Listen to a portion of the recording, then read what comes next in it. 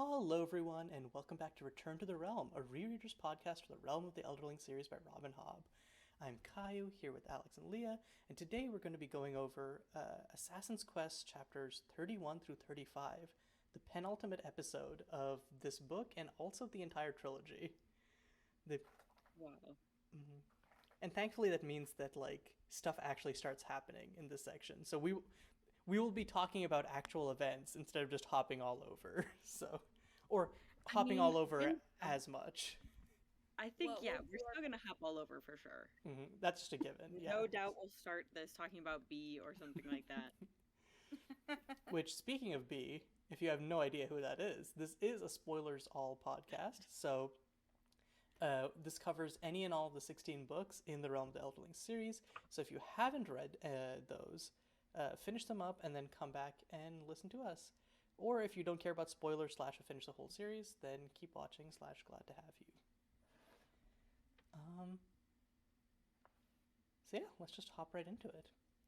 So the first chapter of the section is chapter 31, Elf Bark.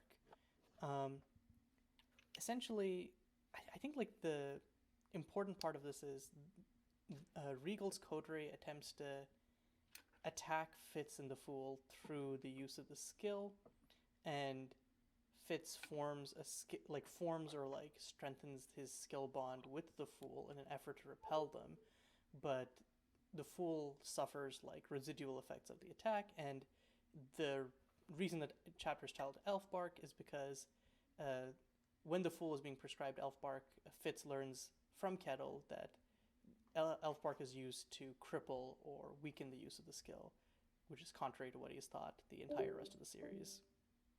Okay. So we just had the intro as to what the chapter was about. So in the intro of the chapter, there's this whole thing about a prophecy that the Fool made years ago, and I love how it feels like Robin Hobb is just so coy about the relationship between Fitz and the Fool, but then at some points is just so explicit about it. It's oh, by his love he is betrayed, and I'm like, oh, how else are you supposed to read that? The one who right? loves him best. Like, are you kidding me? His greatest love. It's not Molly, it's not Shade or Burrich. It's the Fool. Yep. It's not even Night Eyes. Which Yeah. that's wild, yeah. Well, I feel like it can't be because they are so connected that they're basically one being in two bodies, and that's why there's Yeah. no way that Night Eyes could ever even think of betraying Fitz like that without, or have the potential to betray Fitz like that without Fitz being well aware of it beforehand. Fair. That's They true. do also describe Fitz and the Fool as one being separated into two bodies a lot throughout the series though. The I guess it's more the Fool has their own opinions and viewpoint, while Night Eyes, while they do provide a counterpoint to Fitz, is been or yeah is too much, has too much of Fitz's viewpoint sometimes, or is too easily accommodating of Fitz to push back on him. Well, and they Well, share a mind almost 24/7. And with Fitz and the Fool, we only get them sharing minds very sporadically. I feel like we get it once a series. yeah, And Yeah. once a that's trilogy. about it. Yeah, and that's and because they don't share minds all the time, there is that ability for miscommunication and misunderstanding, which is very common and follows Fitz around everywhere. It makes it more realistic as a result, because Yeah. Right. it's I feel like lots of times when you have these crazy soulmates type romance stories, it's almost larger than life or too good to be true, while the Fitz and the Fools thing is just it's so steeped in conflict and stuff happening that it feels yeah, there yeah, it's just realistic. Yeah, it feels like a real relationship, the way that they bicker or get insecure because they don't know what the other person is thinking. It's definitely things we've all felt or thought before. I know this is hypocritical of me to say right after I was like, we won't be hopping around, but later on in this section, there's a part where they like they have like a skill connection, and the fool is like, "You actually love me. I thought it was just like, I thought you like kind of thought me annoying or hated me." And Fitz is like, "What?" But yeah, it shows that like we never like, because from Fitz's perspective, it's like, duh, yeah, this is my best friend, this is my homie, this and it's like we just never get to see the roots of that insecurity with the fool. Yeah. Well, and Fitz is so like, he knows what he feels, so he assumes everybody knows what he feels. He never says it. Like, I don't think there's ever a point where he says to the fool, like, "You're my best friend." He's just like assumes that the fool knows that he values. He even says in the previous section when they're walking, he's like, "You know I love you." Like, no. None of us know that unless you actually say it. That's the first time Fitz has ever said that out loud to the fool. Mm-hmm. Right.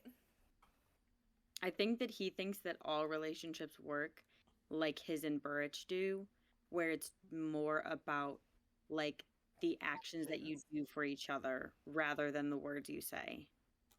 But then even in that relationship, there's so many misunderstandings. Right. Like it makes sense that he would think that because that's his only like example of a long-term relationship, really. But that's like riddled with issues as well.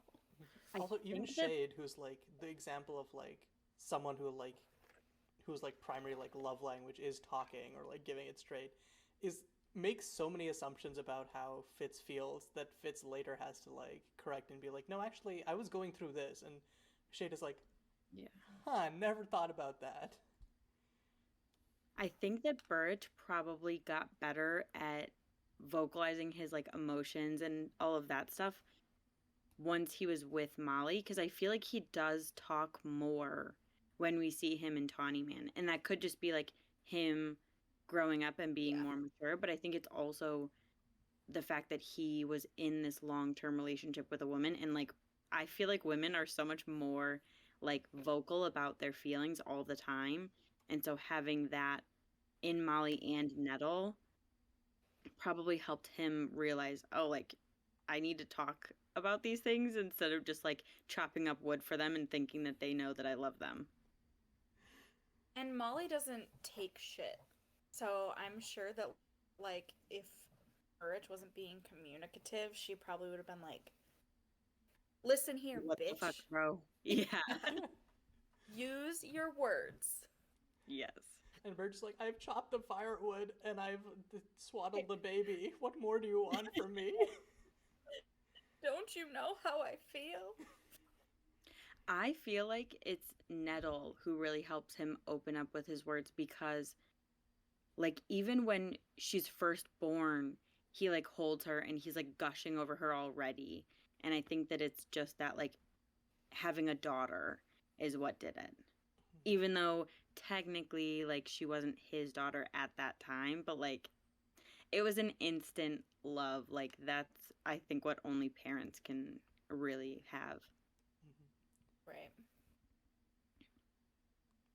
I guess on a slightly like different angle, this got me thinking. I think it's also interesting that I think the presence of Molly and like probably to a lesser extent the siblings, but we see how like Fitz kind of becomes like maladjusted or doesn't like develop social skills because he relies a lot on his magics to like communicate. And Nettle, despite being so strong in skill and sort of like unconsciously using it, doesn't go down that path. And I feel like it's because she has like the supportive base of her siblings and parents to, especially like Fitz just has like no one, and so he's like, yeah, this is just, I don't need to talk to anyone. I think it's also her lack of wit, because I think the wit makes him feel so much more connected to people and animals and like every living thing around him, that he like knows more without having to be told or without having to tell people.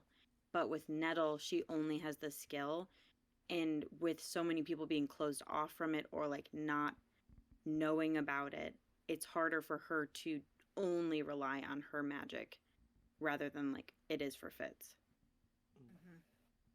Yeah, the wit is, I guess, more moment to moment, while the skill is just like, wow, I had some weird dreams. Yeah. Yep. Speaking of the wit and the skill, I love how Night Eyes envisions Fitz putting up his skill walls, where Night Eyes is like, be small, and Fitz doesn't understand, so he's like crouching and like hiding, waiting for danger to come, and Night Eyes is like, you idiot, in your mind. Be small in your mind. I laughed out loud when I read that. I'm like, Fitz is so stupid. It makes me laugh. But yeah, and it's also like an interesting perspective because we never get to see. We usually don't get to see like I love outside of Fitz's how mind. Night Eyes relates like human things.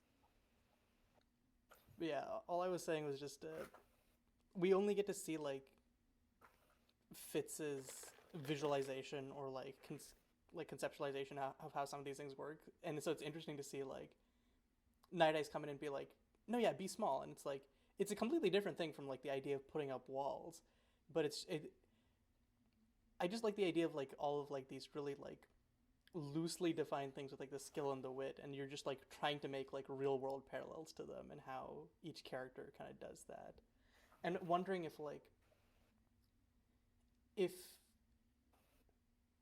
because there we get like little glimpses of this but not really much, but like if there's a character who like conceptualized like putting up walls as something different, could they like would that actually change how they use the skill, like if instead of like putting up walls, like whoever taught them was like it's being small, would that like change how affect how they like do that process, like I'm sure. I bet, because I think that Verity makes Fitz actually visualize like putting bricks up to like make a wall when he's like staring into the fire. So I can imagine that they would just kind of like shrink inside themselves, and I think that Verity taught Fitz to like visualize putting up like bricks when he was staring into the fire to like make his walls go up, so that if someone else was to teach them to be small, they'd probably make them visualize like shrinking themselves in till they're like the size of a little pinprick inside their mind. So I'm sure that it would come off differently to someone who's trying to like invade their mind with the skill or something like that. the skill is so cool, and I feel like it sucks that like the six duchies and just like the entire world is basically in the Dark Ages because we don't like it. Feel like there's so much that could be done with it, but we barely see the applications. Yeah.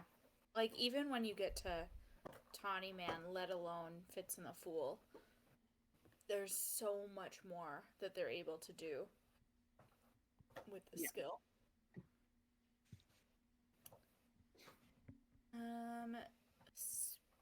Speaking of the skill, there's this like line that Kettle says that I think should be the new tagline for this trilogy. The prophet and the catalyst, and you are scarcely more than boys, green to manhood, untrained in skill, full of pranks and lovesick words. Like, yeah, that's basically the summary. Yeah, I actually love that. I thought it was going to be hers where she says something like the prophet and the catalyst, more like the fool and the idiot or something like that. Because that one works perfectly just as much. Kettle has the best insults. Like, there's one where she's mad at Fitz for like talking too much, and she's like, "Is your tongue hinged in the middle so it flaps at both ends?" Oh, I miss her when she goes. I know. We really don't get her for very long. I wish we got her in like the last book or something like that. But there's no way that she would be in Buckkeep or like even in Buck in general. I forgot that she's funny. Like, I really enjoy this book in particular because I feel like this out of the series is the book that has the most humor in it. Because, getting on, like, Tawny Man, we don't have Night Eyes for most of the trilogy. Yeah. We still have the Fool, but, like, this main comedic characters are, like, Night Eyes, the Fool, and Kettle, and we have all three of them. Mhm. Yeah. Look, later on, we usually have like one or the other. Mm-hmm. Yeah, we kind of have none in Golden Fool because, like, even though the Fool is there, like, Fitz, like, because of the fight Like Fitz gets kisses into, him. yeah, and, like, they don't get back in good graces until, like, the very end of the book. And there's like nothing funny in Fitz and the Fool. It's just depressing the whole time. Yeah. Except for one line about chewing Fitz's leg off. That one cracks me up. I think, yeah, and Live Ships is, like, funny, but, like, not in the same way. There's not, like, Right. as much, Yeah. like, wit. It's just sort of, like, situational comedy. And I feel like Amber is so much more serious than any of the Fool's other, like, personas. I mean, Lord Golden is, but Lord Golden is still sassy. And I feel like Amber is very, like, serious and I'm just here to get business done. I need to find. I think she's looking for Althea and Well, never ends up finding her. I think she's looking for Wintro, and she, Oh, yeah. Yeah, she But thinks she that thinks that Wintrow is Althea will lead her to him. mhm, she doesn't know Wintrow like exists. mhm. The, honestly, I don't know, but I almost feel like if I was reading the series without having read Tanya Man, I might think that Jack was the Fool just because of how, like, body Jack is. I guess the Fool isn't exactly body ever, but there's definitely like that element of just like comedy there. Yeah, definitely. But yes, speaking of like the green to manhood line, I love like right after that, the Fool is like, "Oh ho, green manhood, you say?" And it's just like, I really should have showed her. And it's just like, oh my god. I know. So funny. Mhm.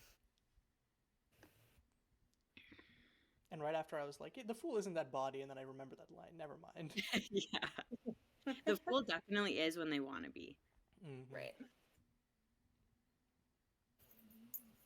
Speaking of the Fool, I totally thought that like the coterie had kind of slipped into their mind earlier on, but it's not until Burl Touches him. Mhm. touch. Yeah. Yeah, Which I honestly assumed that like at this point the Fool was like compromised, which doesn't seem to be the case. yeah. I Which think it's also means the line, what you know I can know, is all the It's Fool. really It's just the cool. Fool being that creepy, like, mind reader, let me finish your sentence kind of person. But it feels so off. Maybe they were just probing at that point and they didn't actually like make the connection. I don't know. I'm just like I don't clinging to my theory. Well, I don't think the coterie even had the Fool on any of their radar because they were looking for Fitz then, and even then they like I think also like the Fools, like the way they look and stuff freaks, like especially freaks Regal out. So there's no way that Regal would search out the Fool specifically and like want to join minds with them. So I think it like scares Regal, and that's why they pull out so quickly after like joining with the Fool, because they realize it's not Fitz and they're like, this is unnatural, like this is such a creepy like being. Mm-hmm.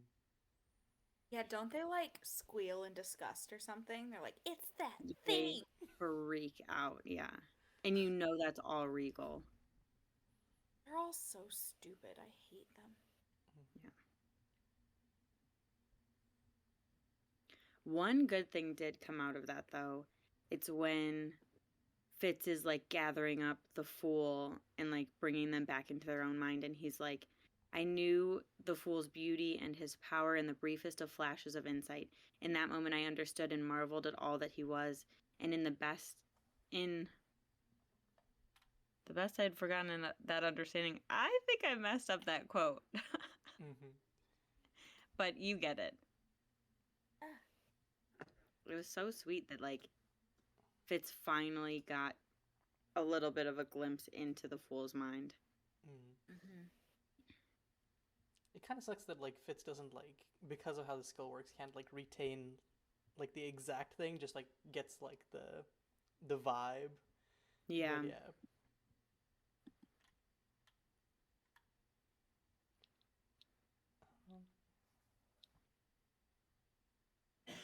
Oh yeah, one thing that like really got me thinking is like I'm just like constantly surprised by like how strong Verity is, because like it's one of those things where like when you read this trilogy for the first time, it's sort of like, okay, yeah, Verity's just sort of like the strongest. It's just a plot point.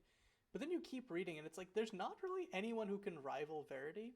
And then this is with him having been dulled by years of skill bark usage or elf bark usage. And like the Right. series covers like Almost four like, you know, generations. one carrot. Hmm.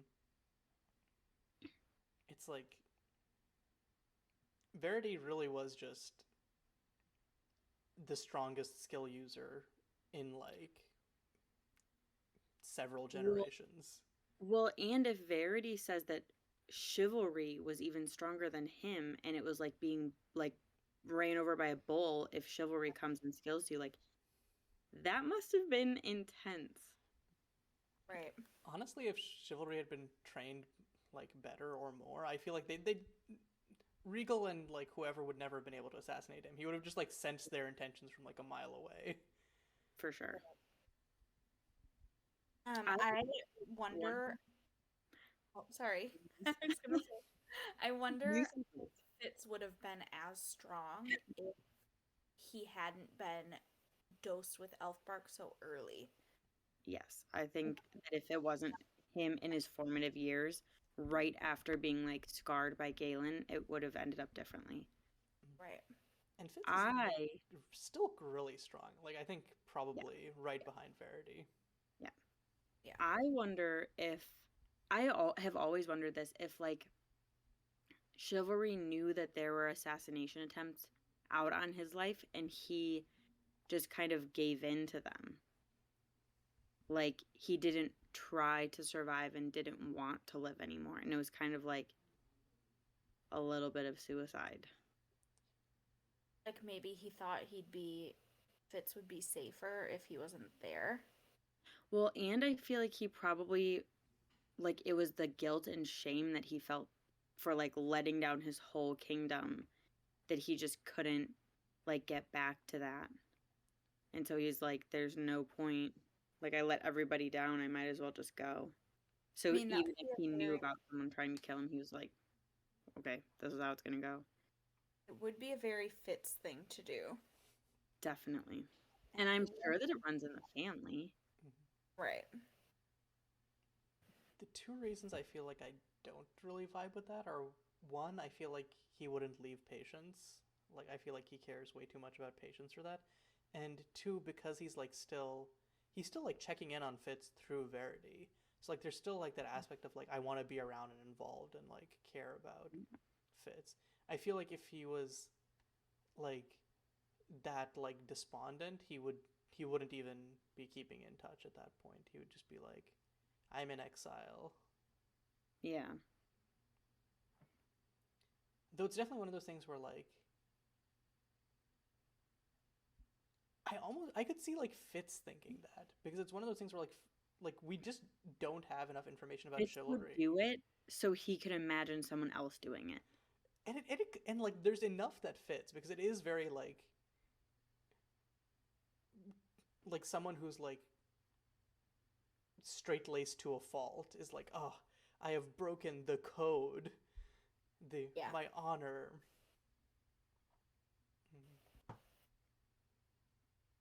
Which is kind of the impression that we get from lots of Chivalry. people. Yeah, lots of people. And Fitz tends to like, for some reason, respect the opinions of random people more so than like Verity and everyone, who are like, yeah, chivalry was actually a human being and not just a rock. And he's like, silly Burrich, silly Verity. I think it's just because Chivalry like had the strength to stay away from Fitz, so he automatically thinks that like Chivalry had this inhuman ability to like stay the course constantly, because you know that Fitz can't do that. Like the second he hears that Molly like had a baby and it's his, he immediately tries to go off and find her. Well, He can't even stay out of like their dreams unintentionally. Like Dutiful is having like dreams of a man and a wolf when he's like 2, Yeah. and Nettle is like knows him as like the wolf man. Mm-hmm. yeah, it's interesting because I feel like that's almost like Fitz's what takes away from chivalry is like that's his honor, right? Like that's he's like my purpose as a person is to like look after and care for these people. It's Yeah. just that like he has a completely different perspective than what chivalry did on how to apply that, I guess. Definitely.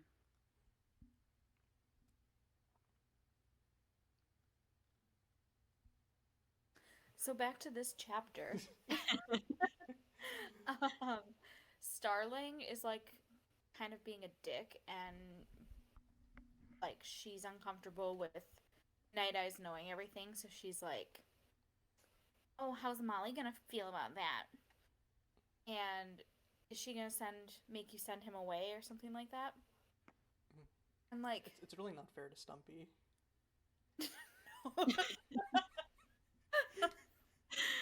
Oh my god. For reference, if you translate Fitz's name in the Spanish version of the books in Google Translate, it translates so Oh, why? translate to Stumpy. Yeah, I forget He's what the exact tall and quote was, but like we had one listener who commented in Spanish, which thank you so much. We always love to hear from our listeners, and Yes. um, I think we put it into Google Translate, and it's like Starling is very important to Stumpy. Oh. So I don't know why, but it just gets me. I think it's so funny. But anyways, she's being rude, and it really bothers Night Eyes. Like Night Eyes is not one to hold on to anything. It's like super against his nature, but he holds on to this for like several chapters, which is cute, but also sad. But Because you know that it's worrying him so much. yeah, like it to have him remember it and dwell on it when it's like something in the future. Something that might not even happen. And he's Right. like sitting here like, so are you going to send me away? Like, Like what do when I you're do? Can I go to like mate sends Ketrican you then? away.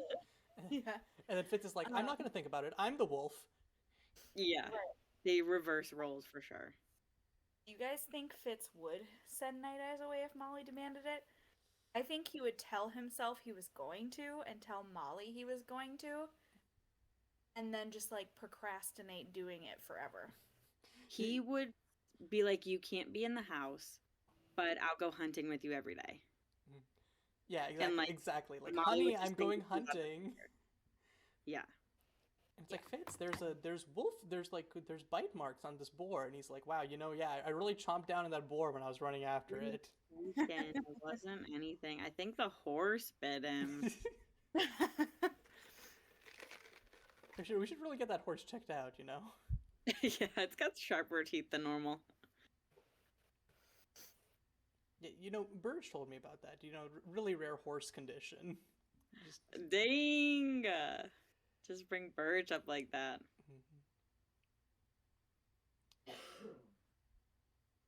Something I noticed that I didn't notice before is I feel like Fitz has stopped really having skill headaches because he doesn't have one, or at least doesn't mention one when he's done saving the fool. But he still takes elf bark anyways, which makes me so annoyed with him. It makes me wonder if the elf bark was like if it was like an elf bark addiction thing. Like if I don't have coffee when I wake up, I get a headache because my That's body's what I was thinking. Where's He's our so used to having a headache after skilling and taking elf bark to fix it that it's just like a psychological thing at that point. right. Yeah, and it's weird because like I never like when I first read the series, I didn't even clock it as like an addiction, even though like he explicitly says like I'm addicted to elf bark. I have a dependency on elf bark. I was just like, well, from his perspective, it doesn't seem like it. But then, like, when you reread it, it's like it's really obvious that he's making excuses for himself. Yeah. Yeah, but he didn't have a headache at all, which is like, he should have realized that and, like, not taken elf bark out of fear. Like, I would much rather be strong enough to try and fight off my attackers than dull my skills in the hopes that they'll, like, not be able to knock down my walls or whatever.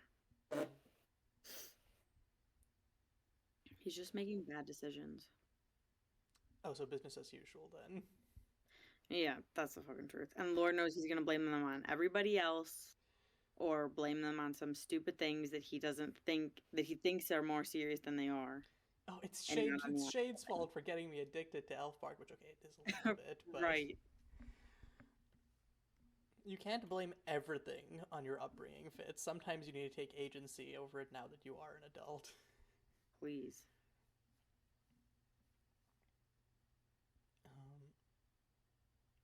My last note for this chapter, just a line that I didn't clock on the first reads of this book, but that I found really impactful here. It's about Fitz has been talking to Ketrican, who's like essentially restating her conviction to go and find Verity, and that Verity is alive. And Fitz says of her, she tried to put faith into her gaze and her voice. I heard only courage, which is kind of it's like tinged with sadness, but it's also this like it's like it reinforces how much I love Ketrigan as just this character who's like very human, but also within that is able to like be so strong and like put so much of herself out there. Yeah. Because it's like it's not like she has constant faith 24/7. She has her doubts, but she still has like that bravery and other valuable traits that keep her going. And her strength. She is like strong beyond reason, I feel. Mm-hmm. There's no way that I feel like I would be that strong and like have that will to continue just on the whim that like my husband's still alive, just because somebody else said through some magical link that I have no understanding of, they like communicated. Mm-hmm. And I love that like later she like talks to Fitz about that. She's like, this fucking sucks. I don't feel close to him, and you've got this magic way of like just reading his mind, and like why can't I have that? I know, I feel so bad for her then. Mm-hmm. I feel bad for her in this whole section. Like, it would really suck to be Ketrican in this whole section. Yes. Yeah, and it's definitely like it's kind of jarring at the start when she's being kind of a dick to Fitz, but like she's barely holding it together for lots of this. Yes. Yeah, she really is. It's like she came out sane from this whole situation. Mm-hmm. Because I could see this, like, just knock insanity right out. Mm-hmm. And not just sane, but with like the most empathy of like anyone in the series potentially, like with how she reaches out to the witted people or the old blood in Tawny Man. Yeah. Yep. So moving on to chapter 32, Capeland Beach. So in this chapter, they continue traveling, come across a hot springs, and the fool, being possessed by through the skill by Regal and the coterie after their last interaction, comes through and essentially weasels Molly and Burge's location out of Fitz. And Fitz, in the process, completely misinterprets what the fool is saying and thinks he's about to die, and that changes his entire life perspective. But, you know. I wonder... Oh, sorry, go ahead, Alex. I just feel like it's so obvious what's going on here that it's so difficult to watch Fitz believe that it's just the fool talking.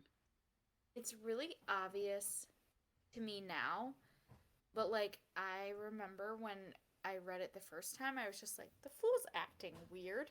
Yes. I just And brushed it off like Fitz. right, right.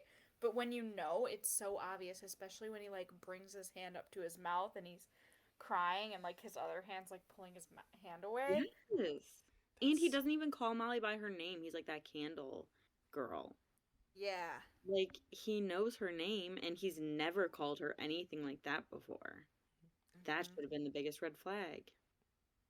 that reminds me, like last chapter, instead of calling Night Eyes by name, he says like, "I'll come hunting with you if the wolf uh, will let me," or something like that, and that also felt like a moment. Yeah. Yeah. I wonder if the hot springs they're in are one of the same ones that all the dragons vibe in Rain Wilds when I they're like didn't think about that. going to Calsingra. Yes. I always picture these like journeys being on two different like parts of the world, but they are basically the same journey, so it would make sense that they're all hanging out in the same spots. Mm. Right? And that That's like actually really geographic cool. formations would be similar. Yeah. It's because like the Rainwilds are just like, this is the weird and wacky part of the world, Mm-hmm. and then which like has messed up my like my internal map of like the world of Realm of the Elderlings is so it's so off. Yeah, same. Well, it's hard too because the Rain Wilds aren't like very accurately reflected on any of the maps in the books because no one knows. Like the Rain Wilds are a very well kept secret. And they're That so thick that even its like inhabitants can't really right. do anything aside from like where they live. Like Fitz doesn't even know that people live in the Rain Wilds because I remember he says something about like walking up the Rain Wild River in Tawny Man and um the fool mentions people living there. He's like, no one lives in the Rain Wilds. You can't live there. Yeah. Mhm. Yeah, because he just kind of like goes along the coast and he's like, wow, this is like some really bad water and like really creepy Yeah. shores. But He's like, my boots are eaten by acid. I'm turning around now. Mhm. the one, you know, he really had to be hit on the head with all of the omens to be like, maybe I should make the good decision and not keep going.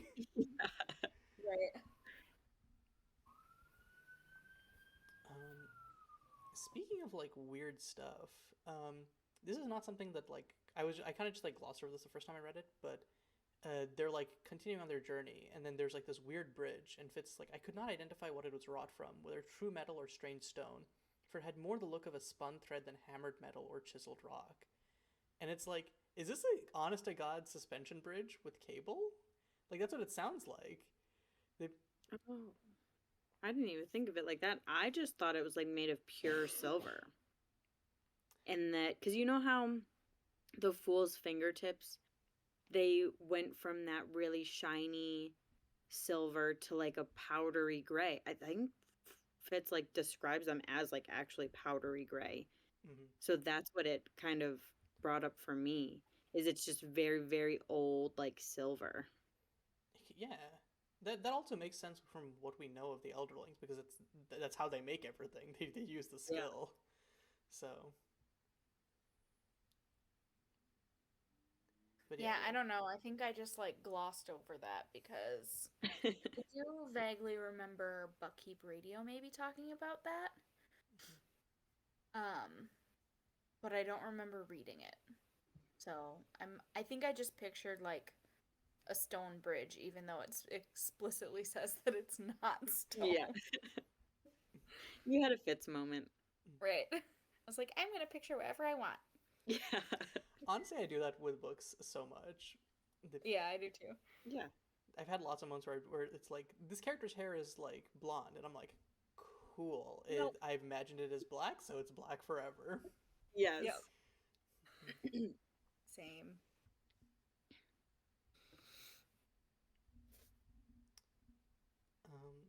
Going back to the Fool's Possession, I was wondering if like because the fool is described as being like really rude in this chapter, and I wonder if it's like not just a product of the elf bark like fits things, but also like Regal and the coterie being like, okay, we have to be inconspicuous, we have to act like a jester. What does a jester do? And they're just really mean spirited assholes. So Yeah. they're just like all of their jokes suck. I believe that.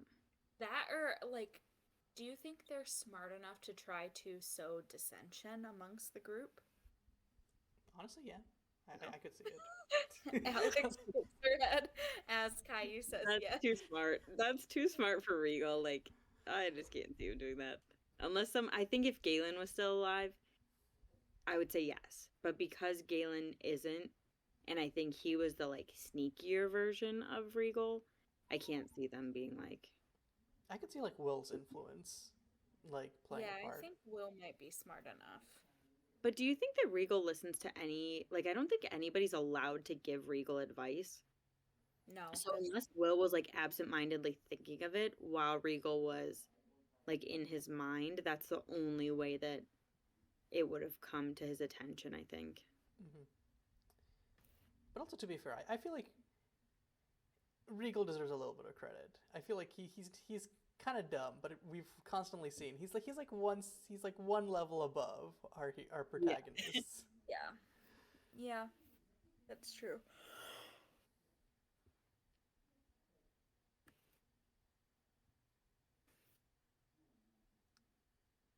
In this chapter, Ketrican also gets her wolf name. Did you guys notice? God. The high bitch. Yes. Much better than the howling bitch, that's for sure. See, this is just this is also another way that Night Ice is saying that he wants Fitz and Ketrican to get together, because last section we were talking about how Fitz was really high on the skill road. And so different high, but yes. But, you know, there's a connection there, for sure. Definitely not a stretch. Well, I think, and high bitch, like, she's the best one. Mm-hmm. So, obviously, he's like, get with her. Mm-hmm. I love, like, just, because Night Ice is like, yeah, you know, like, I can communicate with the Fool and Ketrican, and it's just like the little pack of people who can actually talk to Night Eyes grows. And I know, I love it. He becomes so much less alone. Because he was like, I can only talk to them through you, and now it's like he has like some form of direct communication. And he like, it annoys Fitz so much, and I wonder if it annoys Fitz because he feels like he'll be useless if he's not there to be like the communication between Night Eyes and everyone else, or if he's like jealous that other people are trying to like reach out to his wolf or something like that. I feel like it'd be like if you introduced your two best friends that didn't know each other and then they started hanging out without you. Yes. You'd be a little bit like, excuse rude. Like, you guys wouldn't even know each other if it weren't for me. Yeah, I could see that. Exactly those vibes. Yeah. I did not have very many notes for this chapter. I was just like in the zone. Yeah, I think I had 2 more, and that's it. Yeah, I don't have any more, so just hit us, Alex. Both of mine are about Night Eyes because he's the best person I've ever met, and I love him so much. It's the like, best person you've ever met. Yeah, and he's not even a real person. In multiple ways. 1, he's a wolf. 2, he's not real, so you've never met him. He is real because he's from that world that Robin Hobb traveled to like meet everybody and write the books. You know what's so true? Yeah. Sorry, how could I forget? Yeah, duh. Show some respect to my boy. I want Robin Hobb to like pull a Bill and Ted and somehow bring these characters via magic telephone booth into our reality. Yes. Oh my god, I would die. I would stalk them until they became friends with me. Yeah, they would have a restraining order against me. They would have a restraining order against a lot of people, I think. I would actually die because I would like run into Regal or something. And oh yeah. And he'd be like, oh yeah, you're that asshole. And he's like, oh, okay, I see how it is. And he'll just like send some assassin after me. Not safe or good. One of my notes was Fitz is like sleeping in the like I almost called it a hot tub. What is it? Hot spring. He's in his hot tub. It's basically a hot tub. And Night Eyes is like, oh yeah, I'll watch you. Like Kettrick asked me to keep an eye on you or whatever. And the fool sneaks up on him. And Fitz is like, some guardian, I observed to the fool. And then Night Eyes is like, he has no scent and walks lighter than falling snow. And I was like, oh, that's so cute. I love when Night Eyes complains and stuff. He's just like my favorite. I love him. Mm-hmm. And I love how later, like, Night Eyes is like, the fool is great for hunting. They can't smell him. And he's just like, you see, if even I can't detect them, must be an amazing hunter. Yeah. And then the last one is when I think it's like one of the very last lines in this chapter.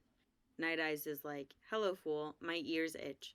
And then outside the tent, the fool reached down and suddenly scratched the wolf's ears. And I was like, oh my god, I love that so freaking much. Because Night Eyes like directly addresses the fool, and then the fool does exactly what he asks. Yep. I just loved it. I forgot how much of a connection the Fool and Night Eyes build in this book, because when we get to Fool's Errand, like, I know that they have their roles and whatnot where they're playing like Fitz's servant to the Fool, and the Fool can't care that much about Fitz's emotions or whatever, but like the Fool seems pretty unfazed by Night Eyes' death, and they're like old friends. I know, I was thinking the same thing.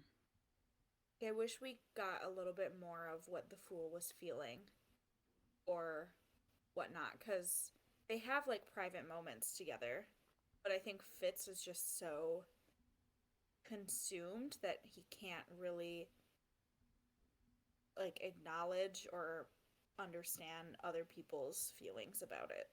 Yeah. And I don't think he even wants to process Night Eyes' death himself.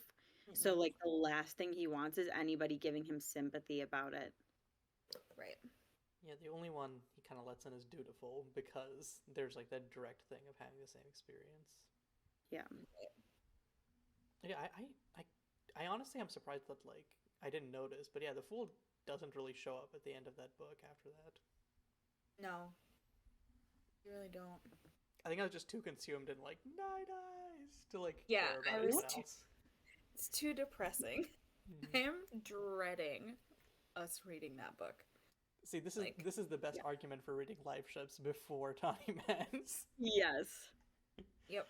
We can build it up. I feel like unfortunately it's not an argument I can actually tell someone who finishes. Right. Yeah. Just trust me, you're gonna want to drag it out. Mm-hmm. But that's it. That's all I had. Okay, so the next chapter is chapter 33, The Quarry. In this chapter, they finally reach,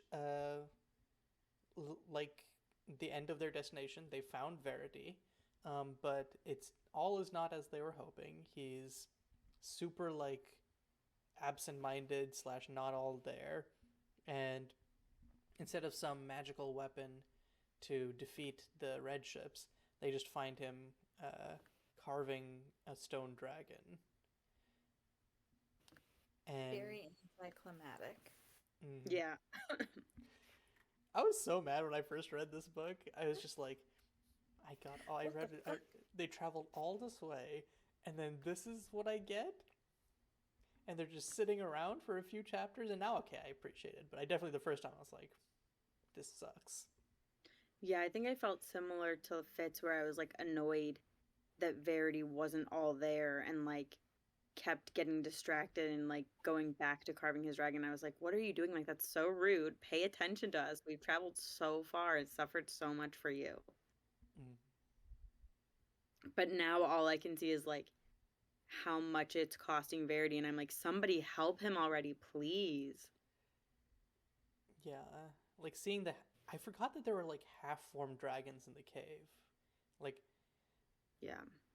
And that puts into perspective like how strong Verity is to like make a whole dragon himself. Yeah. And also, I was always thinking of Right. like girl on a dragon as like the fail case, and so I forgot that no, you can just end up with dragon blob and you're trapped in like half-life forever. I know. How scary. Hmm. Right. Speaking of Verity, It would so bad to.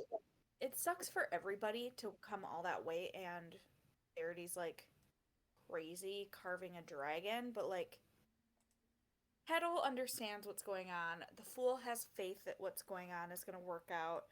It's like is just kind of frustrated, but like Ketrigan has put all her eggs into this basket, and her husband like doesn't seem to care or even realize that she's there. I And she know. feels this like heartbreaking, like our child is gone, and Verity's like, what? Oh, just like seemingly unbothered. Like I just feel so bad for her in this part. He really I gives know. her the damn that sucks. Like, Right. Yes. So Like, bad. Like I remember being so mad at Verity, being like, "You fucking asshole," before I knew that he was like forging himself and mhm. had put all of his feelings about it in the dragon already. Just like, how dare you? I love when he breaks down and tells her that he's like, how could you think I wouldn't know the second that it happened? Like that, I feel would make her feel so much better because she's been carrying around this guilt for so long. And to like have in the back of her mind that Verity was kind of with her during the hardest moment of her life, even though she couldn't feel him, like he witnessed that and was like there for her and like held space and like grief for her. Like that must have been such a healing thing for her, I think. Mhm. Yeah, I agree.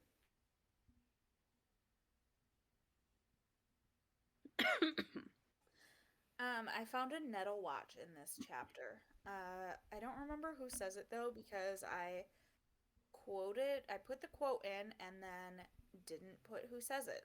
It's Verity, and I know because Is it? yeah, the rest of your comment mentions it. 'Cause- Oh, okay. Um, oh yeah. So he says nettle tea. My mother used to give us nettle tea as a spring tonic.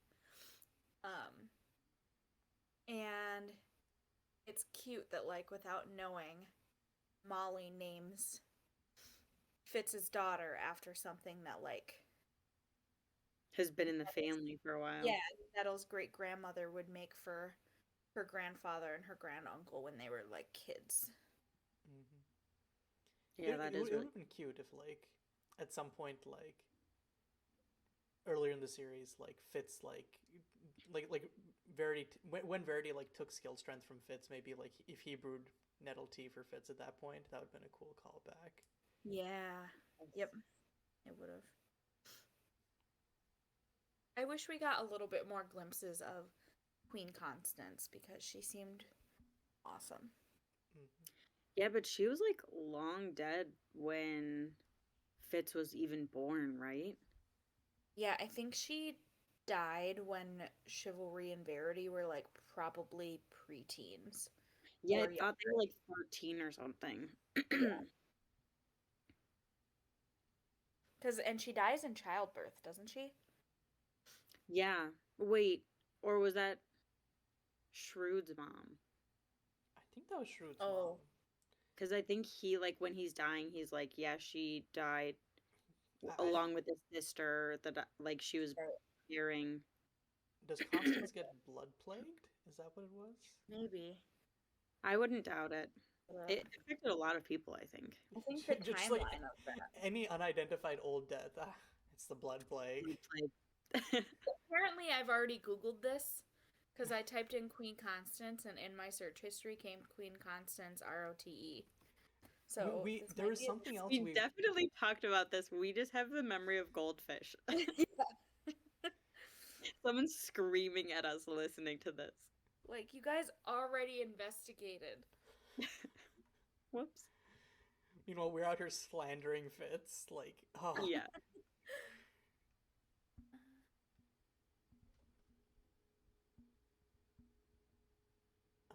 guess while you're looking that up, this in the intro of this chapter they talk about the flying chair, which is something I feel like they talk about a few times in the series, but it's mostly as a magic that's independent from like the skill wit dichotomy thing. And I don't know if there's anything ever more significant with regard to it, or is it just like kind of like a minor world building piece? I don't remember anything really about it. I I don't feel like either. it's probably lumped in with like the hedge magics and stuff like that. To the Realm of the Elderlings wiki, it says she died of a birth fever with her infant daughter, and her husband was young enough to take a second wife, Queen Desire. Her infant daughter? Oh, her daughter also died. Okay. Yeah. Okay. So they How both long had ago was the blood plague then? Because didn't like Birch lose his parents in the blood plague or something like that? I think I don't remember if Birch does, but I know that like Althea's brothers all died. Yes. Mm-hmm.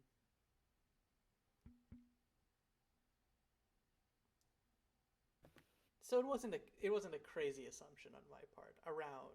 No, that it was a time. fever. It was a birth fever. So maybe it was like I don't really know what a birth fever means. I'm guessing it was like an infection. Like she got an infection from giving birth Mm-hmm. and then somehow Giving passed birth it on is to her no daughter. joke. And Like, you know that they did it with like a crowd full of people for sure back in that time. right. And No like healer. sanitization. Yeah. I think Birch is the best midwife they have. Yeah.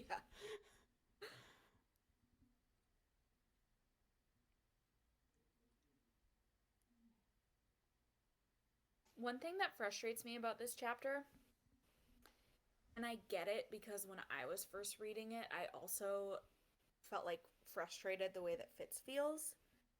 But I just think that Fitz should have more faith than he does in like Verity and Kettle because they both have a lot more skill knowledge than he does.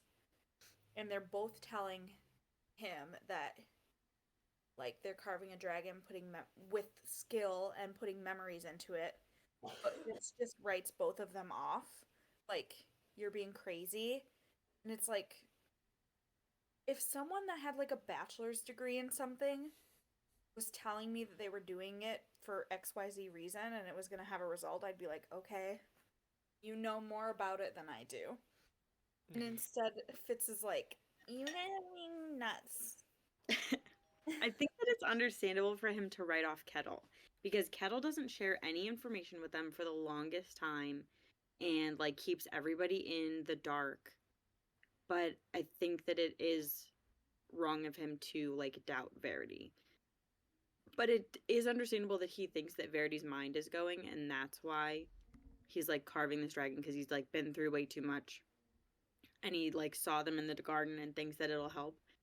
But I think that when Verity does become a little bit more lucid, he should have realized that like Verity has a plan. I just need to help him follow through. Mm-hmm. Right. And unlike Well, and, like- everyone else, he can like feel through the wit like that there's something going on. Yeah. And he's just like, that's weird. Whatever. Yeah. Right. But yeah, I don't Oh think my I have gosh. anything else for this chapter. I was just kind of like rereading it again is just so painful. It is. A couple of things. Alex, I just saw your note about like how does Verity pee? It must How be does so he? uncomfortable.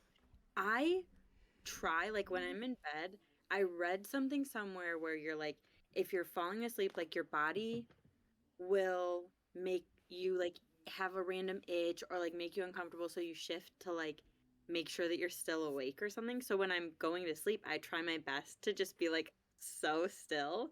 And I cannot resist itching. Like if there's an itch on my body, I have to scratch it or it drives me nuts. And I can't imagine not being able to scratch it. Like that is the worst form of torture. And poor Verity must live with that. Like, and he has a little piece where he like scratched on his cheek. So he's got to have silver all over where he like had little itchies and he had to scratch. Especially and, because like, he's you like, don't- well, I was just like, he's like throwing Think up all about like that. he's throwing up all the dust from like chiseling and stuff, which Yeah. will definitely, I would definitely like, that would get in my nose and I'd be like absentmindedly scratching my nose or something. It's like, whoops, Yes. now everything I Right. smell is silvered. Which would be so weird. You Mhm. even like scratch in your sleep. Like, Yeah.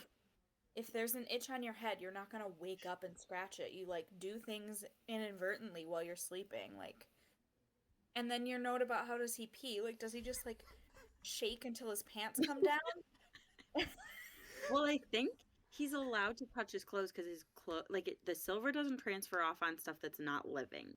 So he can touch his clothes, but he's got to like grab them from the outside and like pull them down. And then how does he like has to give himself a wedgie to pull his pants back up because he can't just like reach in the waistband and like pull them up, or else he's gonna touch his whole like hip and everything.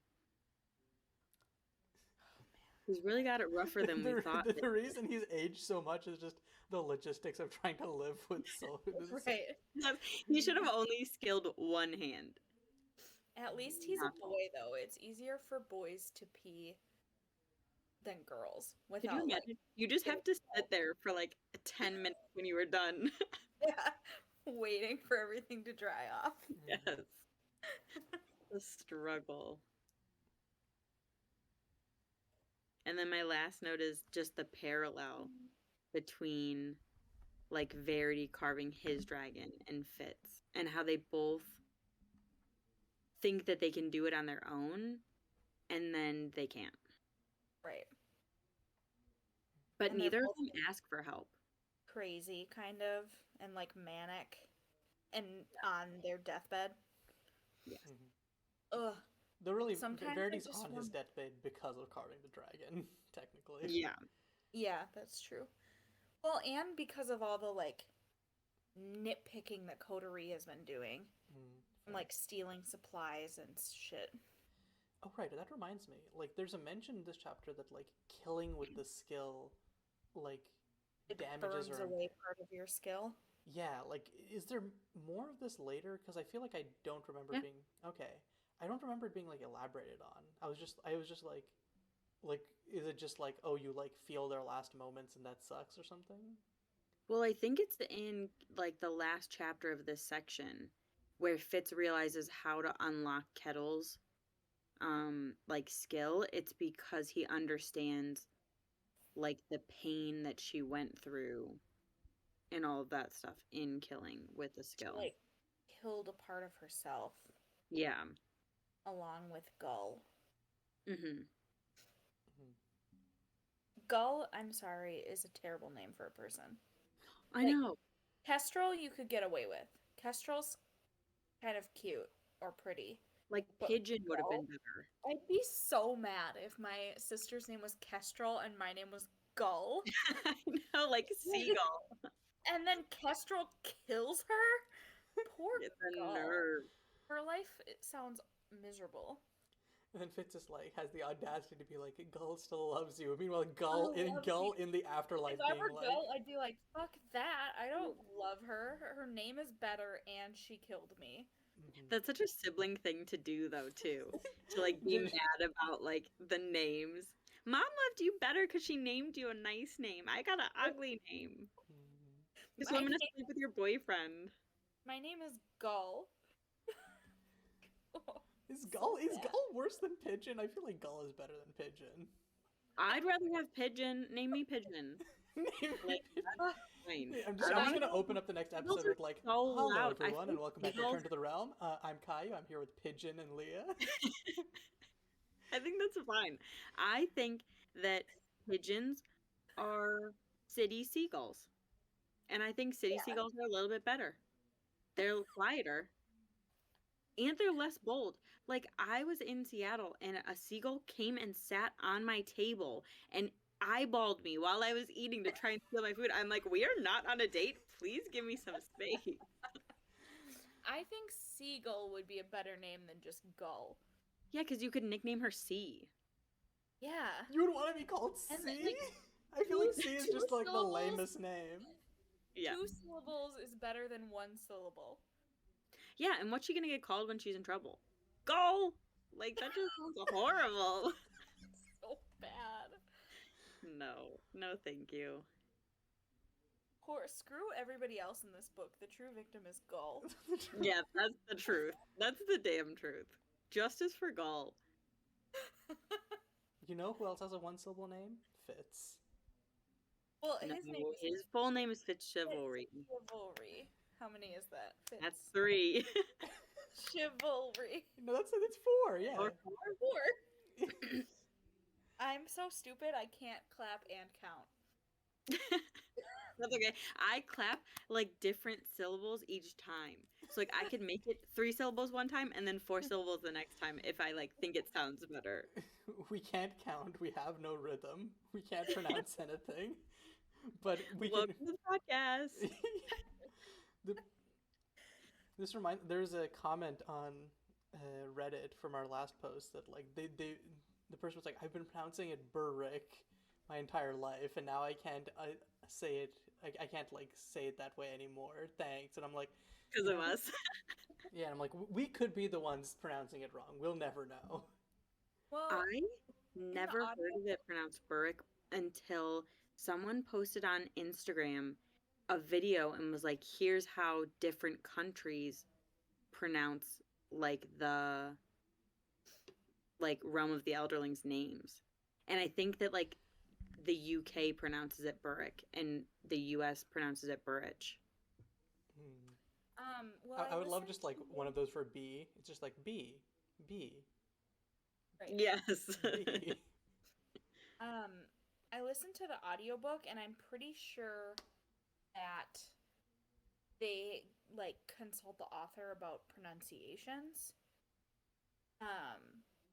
When it's like official audiobooks, and the guy says Burrich. So I'm guessing. So we were right. But And they were didn't we wrong. talk about Sorry. the audiobook earlier and they had like a whack pronunciation of shade? Am I crazy? They No, said shade, I think, but I think it is shade, isn't it? Yeah, because So we The can full- never be sure. So maybe that isn't. Let's look up Robin Hobb saying Burrich. yes, I need to just get a video of her saying all of her characters' names. Some of them are easy. Like I feel like you can't pronounce Kettrican any differently. No, But the rest are like, who knows? God. I mean, I'm trying to think of how you pronounce Kettrican differently, but I'm sure there's someone out there. Ketterican. Heterowiccan. Or Okay, chicken. I don't see anything that's just like a quick Kettrick. soundbite of her saying that word. Yeah. But I'll watch one of her. Oh, that's funny. I'll take a screenshot of this and send it. The first thing that came up was this event that I actually went to in 2017 or 2014, and that's how I found out about these books. Oh, nice. That's so fun. Full circle. Right. I feel like I watched a video about this for sure. Of like her talking there. Right. It was interesting. But yeah, I don't think I have any more notes for this chapter. I don't. Okay. No, I don't think I have anything. Okay. So going to chapter 34, Girl on a Dragon. So this is sort of in the aftermath of the sort of anticlimactic yet stunning meeting with Verity last chapter. The gang sort of wanders about aimlessly for a while. The fool, after being warned by Kettle not to touch Verity, touches Verity and gets some silver on their fingertips, which will last for the rest of their lives.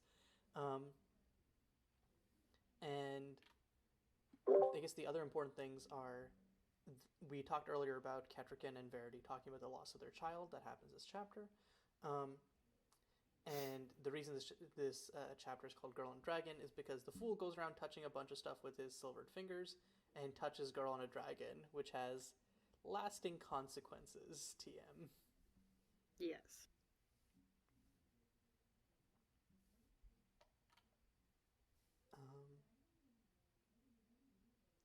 think all of my notes this chapter are just about the Fool.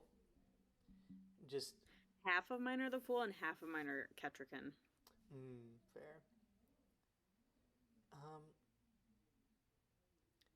My first note is the Fool says the dragons are the Elderlings, and Which is wrong.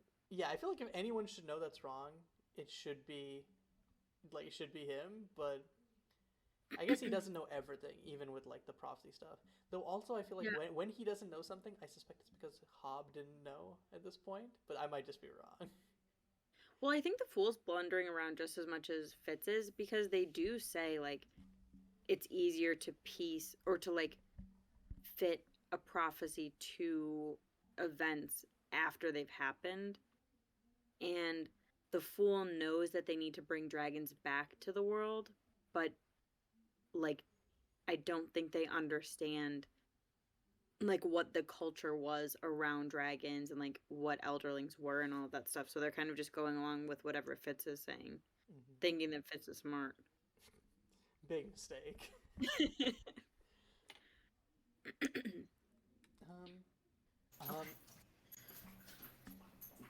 So yeah, I guess speaking of the Fool and dragons, there's a line here where the Fool is like, he looked at me curiously. You do not believe there are real dragons today?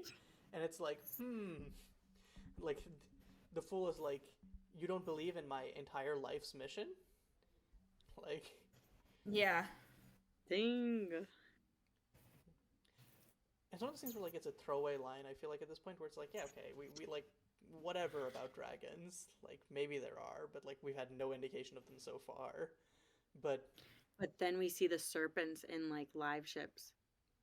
And though we don't understand, like, where they're coming from or anything like that, like, those are pre-dragon dragons. And then the people in live ships, like the traders, are killing real dragons.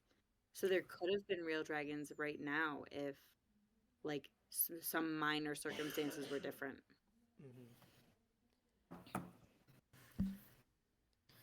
Yeah, it's one of those things where, like, when I first read the series, it's like, yeah, fucking whatever. Like, there's stone dragons. Why are you asking about real dragons? I don't get it. And then, like, it's like, oh no, yeah, your entire life's mission. I get it. Why you care about this now?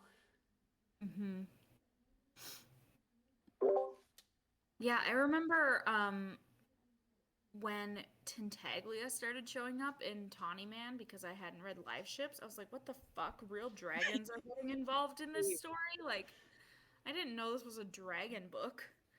It's like, it's very much a dragon book. Yeah, it's a dragon everything. It's. I feel like it's the same way where I told Julia, like, you know, the main message of this entire series is like environmentalism and preserving endangered species, and it's just like, what are you talking about? Right, you really don't get it until you get later on. I think my only note for this chapter was, I was just like, as I was reading, musing on how different things would have been if Kettle, like when Verity's looking for other skill users in Royal Assassin, I think it is, and no one like really answers the call, so he thinks they're all dead. Like, I wonder how different it would have been if Kettle had shown up then, because Verity could have like unlocked her right away, and given how powerful she is, she probably would have been able to figure out pretty quickly that the coterie was like not loyal. Yeah. But I don't think that she even heard the call, because she's so closed off to the skill that she just can't even, like, receive messages anymore. And wasn't she like banned from Buck? She's like hasn't been in Buck. Which it's like, wild. Like, once everyone's dead, why wouldn't you come back? Like, she like basically self-exiled herself. Everyone's I mean, it's been probably dead connected for like to like 250 the whole, like, years.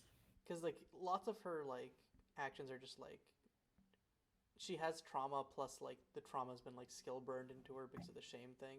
Probably just that. And she does it to herself too, which is exactly something Fitz would do. I have a couple of notes. Well, speaking of Kettle, there's one comment that cracked me up. Fitz like observes that Kettle attacked her food as if it had done her a personal wrong, and I laughed out loud. I'm like, that's so fucking funny because I can just picture her scowling at her food, being so angry, and just eating it. Mhm. She's just it's such a grumpy little like. That's kind of the energy I want to like exude as an old lady. Like softy, but like also a grouch and like sassy. I didn't really think about this before, but now thinking of like because like the name Kestrel, just like imagining all of like Kettle's actions through like the lens of like would a bird do this? It's just like God. We should have done that this whole time. We missed out. A That's bird again can our do a next lot of review. what she does. When we start the cycle again, we'll remember. Mhm. Bird Yep. watch. Oh no, that actually works. Bird watch. Mhm. And we'll rename our next podcast Justice for Gull. Yes, Justice for please. Girl. I love it. Or Stumpy's Revenge. Stop. No, it's gotta be Stumpy's Revenge Stumpy's- and Justice for Gull. Mhm. Oh my god. That would be so good. I love that. But then the people, like, if it gets translated into Spanish, they won't think anything of it because it'll be, like, translated the same name, I think. They So won't Is know it, it's is it funny. actually It's Stumpy, or is that just like one of those things where like they translate like the syllables or whatever, and like it doesn't quite work out? I have don't no know. All freaking I know clue. is that I translated what Alex replied. I was curious, and it says Alex and Leah hate Starling, but know that she is useful to Stumpy. She's of great use to the stump. This had me thinking because like I feel like all of like the adults in Fitz's life are always like horrified when they're like they called you Fitz, they called you the bastard, they called you boy, and it's like I feel like Stumpy would be more insulting than any of those. Yes. Yeah, my name's And then Stumpy, he and they're wrote like complete opposite. Like tall and skinny. Your name's Stumpy. Stumpy. I call my Regal dog definitely named him that. He wanted him to be short and ugly. Yeah. I call my dog that, but that's because his legs are literally like 3 inches long. Yeah. So it's an accurate description. "Hmm, Whoops. This is like tall, right? Yeah. I think he's taller than. Was he taller than Verity, or was he like Yeah. the same height? I think he's taller because everyone's always like, you have Chivalry's height. And Yeah. Chivalry was the taller brother. Yeah, Verity, He's the Verity's a oldest, short which king. means he's got to be the tallest, Mhm, because that's how this works. mhm. Yep. I think he's like even on height with Kettrican, and Kettrican's supposed to be like tall. She's supposed to be like a giant of a woman, Mhm. and I never picture her that way. I picture her real delicate, even though she can like kill a bunch of men barefooted in the mountains winter. I picture her like Gwendolyn Christie, but with like a long blonde braid. I feel like I picture her like just sort of average height normally, but then whenever it comes to fighting, she suddenly becomes a ball player. just like add 2 feet onto her. She grows. I love that. It's like the Adora Shira thing where she just like gains. a Yes. bunch of- Oh my god, I love that. I could see Kettrican doing that. Mhm. Speaking of Kettrican, and a little bit sadder, but also a little bit weirder, we do have the scene where they talk about their child, and it is a very emotional scene, and it was really heartbreaking to read. And she names their son Sacrifice. And it got me wondering. I wonder if she named their next son Dutiful after the fact that she was having sex with Fitz, and that had something to do with like his duty to his king and his kingdom. And she's like, this was just like duty, but like it wasn't bad. Does she ever know? Do we ever get confirmation that she knew Yeah. it was? Are you fucking kidding me? She has to know. Even with gloves on, Verity would not touch her, and then all of a sudden he goes in and attacks her like an animal. Like, you gotta be kidding me. She's not that dumb. When Fitz is on his vengeance tour, when he thinks that B is like dead and he's gonna go destroy Clarice, Petrican is basically knows it's kind of like a suicide mission, and she says, "Thank you for my son." And he's like, "You knew?" And she was like, "Yeah." Oh, okay. And Fitz and the Fool. But I think my theory is that, like, Verity walked into that tent, like, being Fitz, and was like, "Hey, I know you see Fitz right now, but I'm really Verity," and just straight up told her. It was like, "Let's bone." And she was like, "All right." He So had I to think, have told her something like that only the two of them would know Wait, in yeah, order isn't the thing for her that to do like that. he Because that you like know he she has like a wouldn't see them skill as a projection guy. that he like looks like Verity? I thought it was like he just had like the presence of I- Verity despite being in like Fitz's body. Yeah, the way that he like walked and carried himself was probably like was Verity. really Verity, right?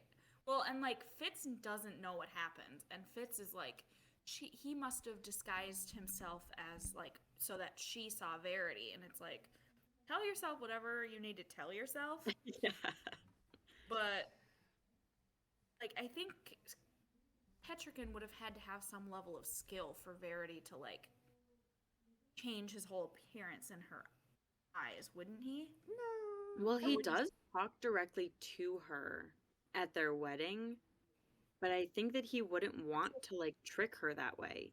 He I would don't want her to know exactly what's going on and be willing to do it herself, like having thought through it rather than doing it like a sneaky, tricky way. Like that's just not Verity's style at all. Hmm. And and it's if not it their was, marriage.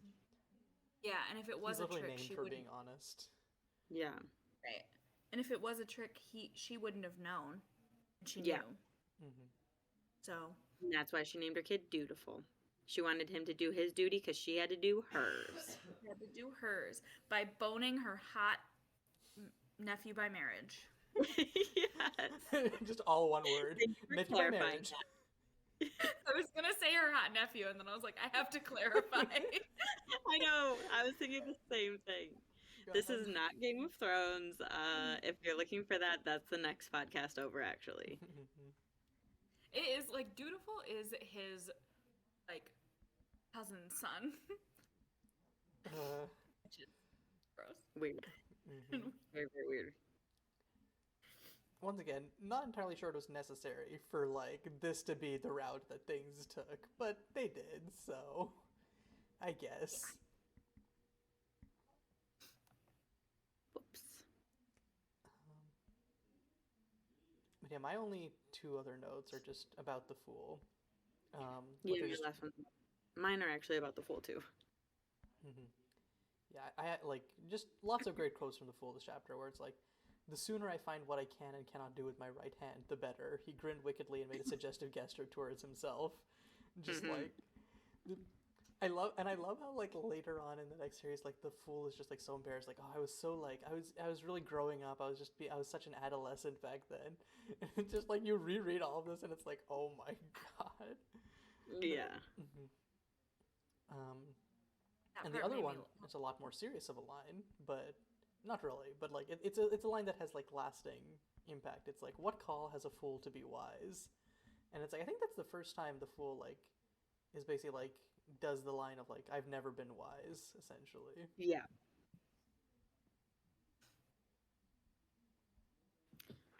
My notes. My first one was just I feel bad for the Fool because Kettle insists that the Fool must sleep on their back and like keep their bared fingers like upturned so that they don't touch anything. And Fitz says the Fool usually slept huddled in a ball. He was not overly pleased. And I sleep like I'm doing a somersault. Like I curl up so much so I can understand the Fool's pain of like having to stretch out and like lay real rigid. I can't even imagine. That must suck. After my surgery, I had to sleep on my back for like 2 or like a month and a half or something. And by the end of it, I was like so grumpy. Like my mom stayed with me for the first like 2 weeks. And I remember at one point just waking up and being like, she was like, "What is wrong with you?" And I was like, "I want to sleep on my stomach." Oh my god, I love that. Like you get so sick of it. You're like, "Oh, I'm not comfortable," and you want like naturally you want to like find another position. and you can't, and then you're just like seething with rage. Yeah, that same thing actually happened to me when I broke my leg. I like had to sleep in my boot for like the first month or something, and I was like stuck like ramrod straight on my back with my leg propped up and I could not move. And then if I tried to lay on my side, it would be like breaking my knee to like turn it. It was the most uncomfortable thing in the world. I simply would not be able to sleep. I'm one of those horrible people who just like rolls over and like moves around like completely while sleeping. So I would just be like all over the place. And that's why reading that I was like, oh god, like I would like if I was a fool, I would just like be rolling over, just like touching everything in my sleep.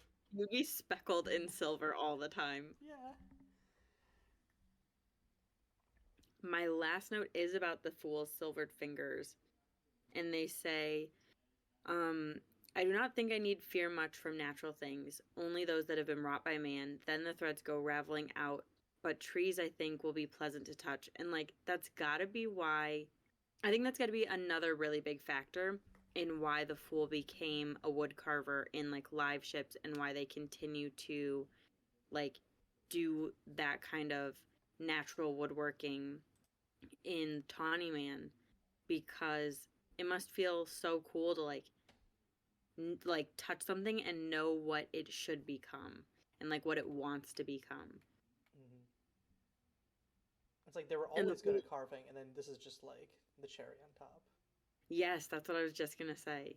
So it's really cool that like it's kind of nice that they got that little power because I think it brings them joy in like just little ways, and then it also helps them to carve Paragon's face for sure. Mm-hmm.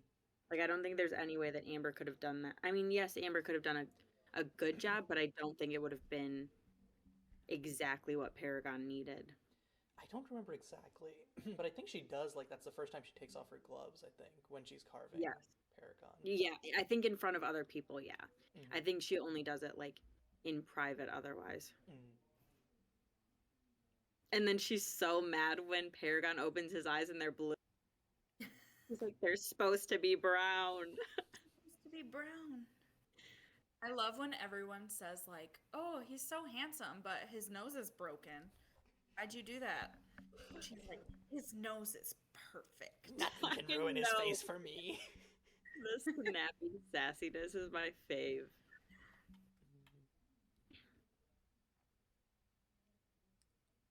Okay, do we have any more notes for this chapter? Nope. Okay, so the last chapter for this section is chapter 35, Kettle Secrets. Um, so this chapter is basically just Fitz goes off on Kettle for being cryptic, and then Kettle decides to finally reveal her backstory. And with the help of Fitz and the Fool, skilling into Kettle, they manage to unseal her skill and give her the ability to help out Verity to finally finish off the dragon. Finish it off like they're killing it. Finish him! Instead, they're bringing it to life. So cute. I love when Fitz is going after Kettle and just like calling her on her bullshit. Like I felt like a cheerleader on the sidelines, like, yes! I was like, yes, bitch, you tell her! I like how we all had the same vibe. It's just like, Yeah. like It's satisfying. Mm-hmm. Yeah, because we're so used to Fitz being very, very polite to his elders and like always kind of backing down when someone is being like, don't pry, and he's like, okay, fine, like I won't. But like when it's the last straw, it's just like fucking finally. Like I've been waiting for you to do this all book, boy. Mm-hmm. And yeah, this is like, I feel like I completely didn't clock how important this was in the grand scheme of things the first time I read this book. But this is like the most significant act / scene in the entire book. It's like it's what Fitz is here to do. Yeah, this is his catalyst moment for sure. Mm-hmm. And I love like the Fool like throwing shade on Starling, like Starling never saw this, won't understand it, but this is the most significant thing that anyone has done here. Yes. And the Fool is the only one I think who can even say that because they see like all of the possibilities and like threads that it's opened up that like him doing that has brought into the world. Mm-hmm.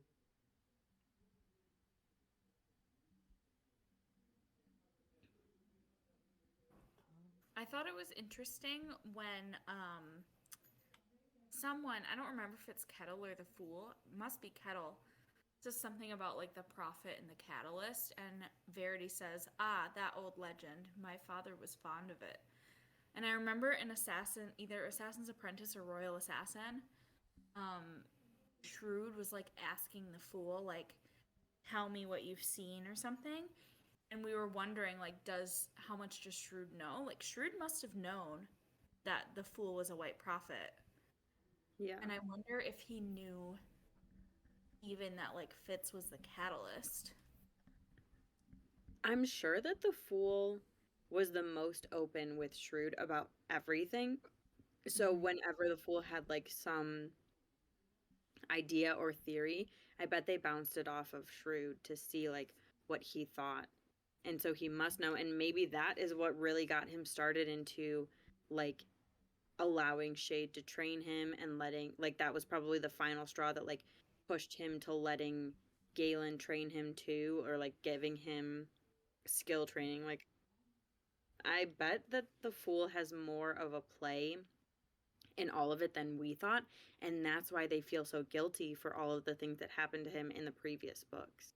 Mm-hmm. Yeah, I feel like Yeah. Shrewd would have more respect for Fitz though if he knew he was a catalyst, or like maybe not even respect, but was just like be more careful with him. I feel like the Fool Yes. probably is just like, you should teach him He the skill. He's gonna do a thing, without actually he saying that like he's my catalyst. Yeah, I mean Shrewd uses Fitz like a dirty towel. Like he really just uses and abuses him as much as Well, he can. I wonder if he does that because he knows that Fitz is a catalyst and he just assumes that catalysts kind of have some sort of like immunity and they will survive anything because they have to like be around to fulfill all the prophecies that were like made about them. I And that's mean, why he he's like, uses it's chivalry and fine. Verity too, so That's true. Yeah, It's just his trait. I bet like his parents did the same to instilled him. that in him. Yeah. Mm-hmm. if anything, I kind of feel like Shrewd would think he himself is the catalyst because he's like, I've got the White Prophet right here by my side. I'm the king. I can make things happen. Yeah. I could see that. Which that would be interesting if we got to see more of that, like because of how much responsibility Fitz feels sometimes for how things go, and contrasting that with how Shrewd feels. But yeah. Yeah.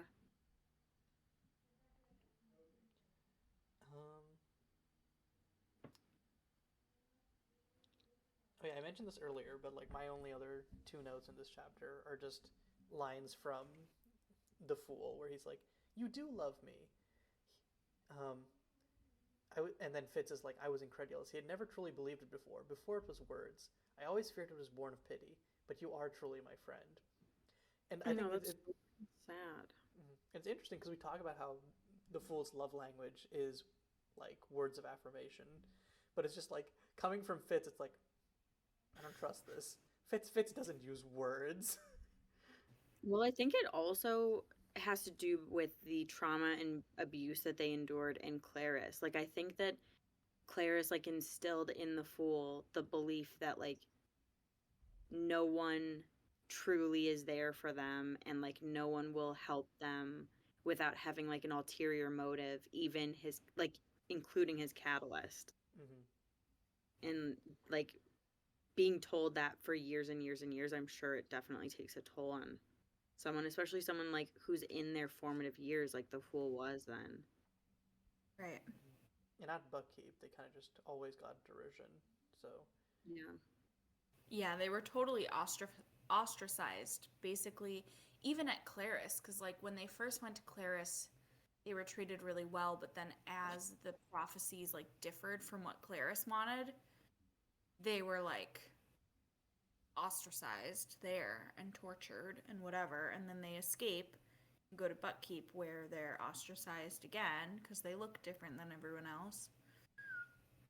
I think the only place that the Fool felt truly loved and welcomed and accepted before this like joining with Fitz was with their parents.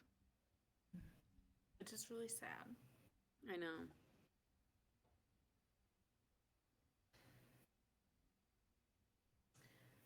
I think my only other two notes are about Night Eyes.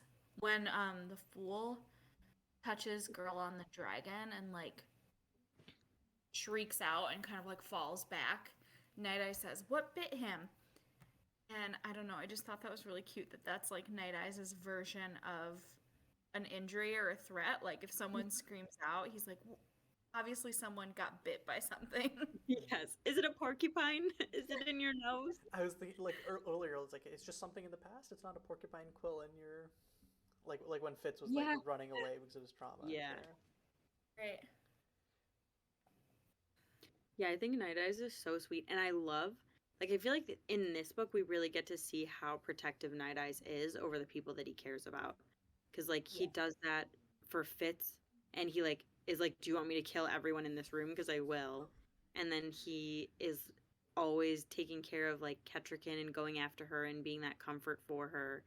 And even with the Fool, he's like, gotta make sure that everything's okay. Mm. It's nice to see his little pack grow because at first it's just him and Fitz, and then it's him and Fitz and Heart of the Pack. And now it's like his world has expanded. So it's like Ketrican and the Fool. Like he's so excited when the Fool can finally hear him. And he calls him little brother. He doesn't call anybody ever little brother besides Fitz. So fucking cute. And he says, "My kill is ever your kill, and we shall be pack forever." I know. I cried. That was so fucking cute. Especially when you think about how at the very end, the pack is those three. Mm-hmm. Yeah. So it's like, they are pack forever. I freaking love that so much. One of my notes was about Night Eyes 2, but it's like Fitz is telling Kettle or Kestrel, forgive yourself and let the part of her within you live again. Let yourself live again. And then Kettle is like, she's within me. And Fitz is like, most certainly, I see her, I feel her. It must be so. And like, that is a direct mirror to kind of Night Eyes and Fitz in the last trilogy, too. He doesn't realize that Night Eyes is living within him until, like, he really has to, like, at the end. Mm-hmm. And then once he acknowledges it, it's like he was always there.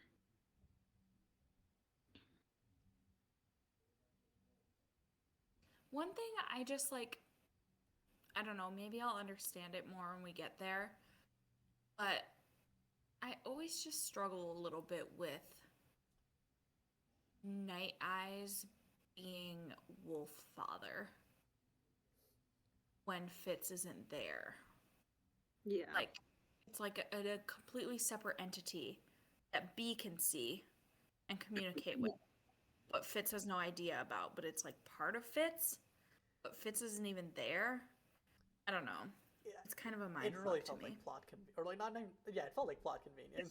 It felt like she was just like, I want Night Eyes back. And Don't I mean, we who all? can blame her? Which, yeah, like, I mean, same. But Well, it could be, you know how, like, Verity lives in the Skill River now. Like, once he goes into the dragon, he kind of, like, lives in the skill. I wonder if the part of Night Eyes that moved on and didn't stay within Fitz, like, tucked inside him, is the part that becomes Wolf Father. And because it is a separate entity and it's not the part of Night Eyes in Fitz that's like attached to him still, it's the part that like lives kind of in the Skill River or wherever like the rest of the souls go when they die. that would And make that's sense. why Fitz like can't attach to it. And because B is so sensitive to the skill, it would make sense that she would call out, and of course Night Eyes would come. He'd be like, that's my cub. Cub, right. Immediately be called back from the Skill River to her. Yeah, that makes sense. Yeah, that's one of the few things in the series where like I don't think too hard about it. I'm just like, it's there, and Right. it makes for a better story / better moments. So I'm not gonna Right. look too deep into it. / I missed Night Eyes, and I'm just Yeah. happy that he's here again. Mm-hmm. I think it'll be interesting though to try and like dissect it. Oh yeah, for sure. Yeah, well, we get there. Like it'll be cool to read. I feel like there's so many little things that we missed that it'll like click into place and we'll be like, "Oh my god, this is genius." And it'll just like hit us one time. Mm-hmm. Yep.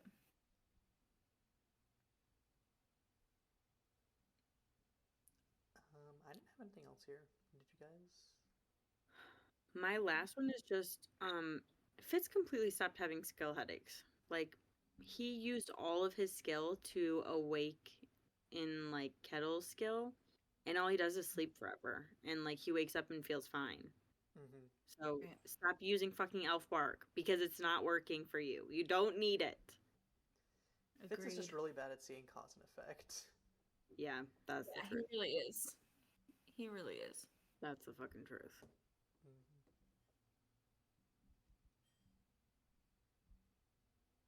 Yeah. Okay. I think with that, that's the end of this episode. Right on 2 hours. Let's go. Yay! And yeah, next time we'll be back for the final episode of this book. Maybe, depending on how we might have. It's scheduled out as the last episode of the book. We might have, because of how much happens in the last few chapters, and look, barely anything happened in this section. We already got to 2 hours. So depending on how stuff goes next recording session, it'll either be the penultimate or the last episode. But it's either way, it's the last 6 chapters of the book, in which everything happens all at once. So it's gonna be exciting. Big time. So yeah, see you all then. But till next week, bye. Bye.